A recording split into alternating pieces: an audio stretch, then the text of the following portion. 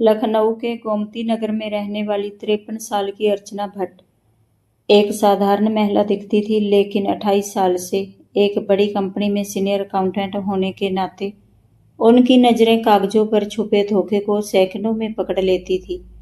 उनके पति राजीव के जाने के बाद उनकी इकलौती दुनिया उनकी बेटी सानिया थी।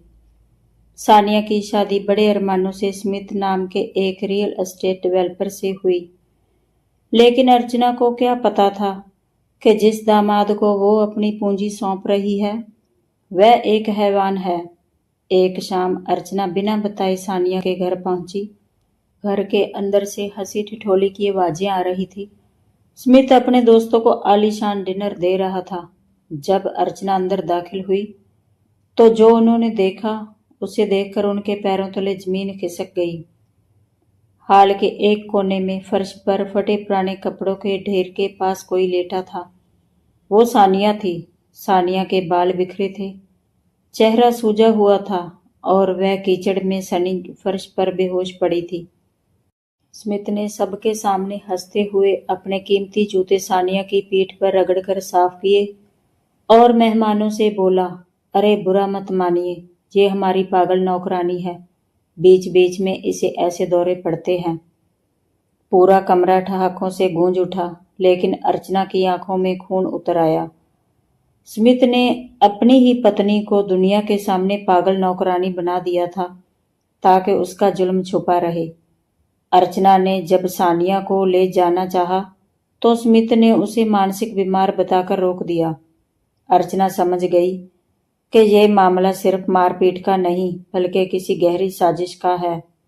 अगले दिन अर्चना ने अपनी ममता को आंसुओं में नहीं बल्कि अपने 28 साल के अनुभव में बदला। उन्होंने अपनी एक जासूसी डायरी बनाई। उन्होंने स्मिथ के बिजनेस का कच्चा चिट्ठा खोलना शुरू किया। अपने वकील दोस्त राघव जी की मदद से उन्हें पता चला कि स्मिथ कोई रियल एस्टेट किंग नहीं बल्कि एक कर्ज में डूबा हुआ जुआरी है। उस पर 47 लाख का कर्ज था और वो ऑनलाइन सट्टेबाजी में सब हार चुका था। अर्चना को असली झटका तब लगा जब उन्हें एक कानूनी नोटिस मिला।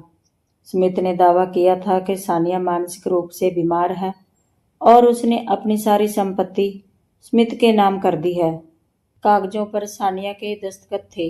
अर्चना ने जब उन कागजों को अपनी पारखी नजरों से देखा तो उन्होंने एक सेकंड में पकड़ लिया कि ये सानिया के दस्तखत नहीं हैं।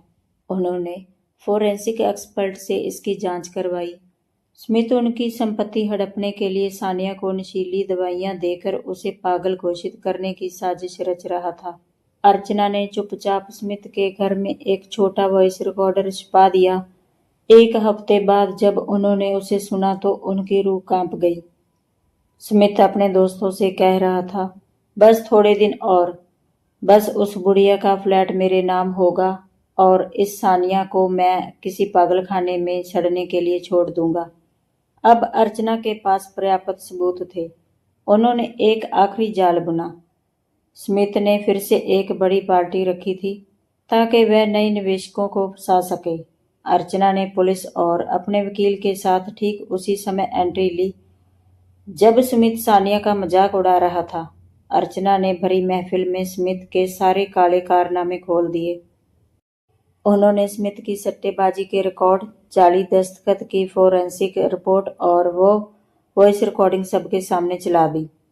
स्मिथ के पैरों तले जमीन खिसक गई। जिन निवेशकों को वो चूना लगा रहा था वो भी स्मिथ पर टूट पड़े। इंस्पेक्टर मलिक ने स्मिथ के हाथों में हथकड़ी पहना दी। अर्चना ने स्मिथ की आंखों में आंखें डालकर कहा, तुमने सोचा था कि मैं एक कमजोर विधवा हूँ। स्मिथ, याद रखना, मैं एक माँ हूँ और अपनी बेटी को बचाने के लिए आग भी बन सकती हूँ। स्मिथ को जाली दस्तावेज बनाने, घरेलू हिंसा और धोखाधड़ी के जुर्म में 3 साल की कड़ी सजा हुई। सानिया को उस नरक से आज़ादी मिली। अर्चना ने उसे न केवल संभाला बल्कि अपनी कंपनी में काम सिखाकर उसे एक आत्मनिर्भर महिला बनाया।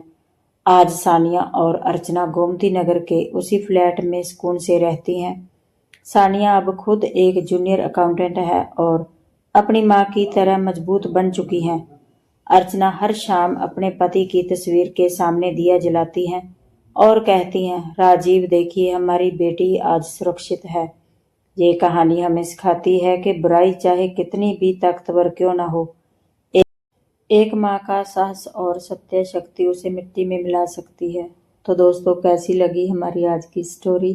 प्लीज़ कमेंट बॉक्स में अपनी राय ज़रूर बताना और मेरे चैनल को सब्सक्राइब करना। मैं ऐसे ही आपके लिए नई नई कहानियाँ लाती रहूँगी।